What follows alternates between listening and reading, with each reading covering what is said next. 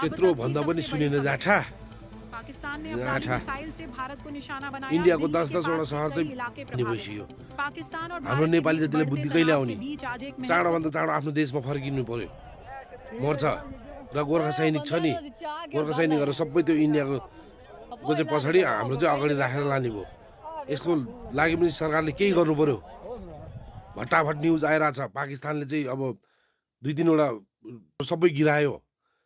हैन हवाई आक्रमण गर्ने चिजहरू सबै गिरायो भन्ने कुरा छ हैन के भएको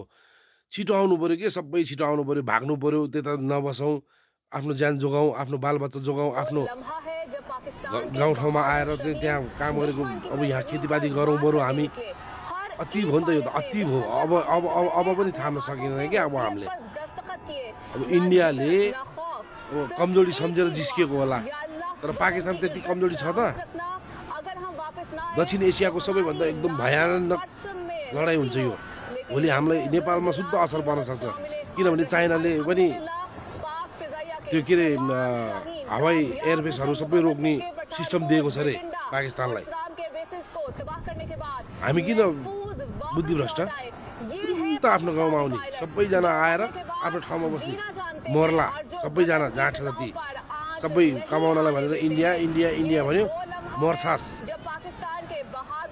अलि विचार पुऱ्याउँ है विचार पुऱ्याउँ पछि फेरि कसैले सूचना दिएन कसैले केही दिएन नभन यस्तो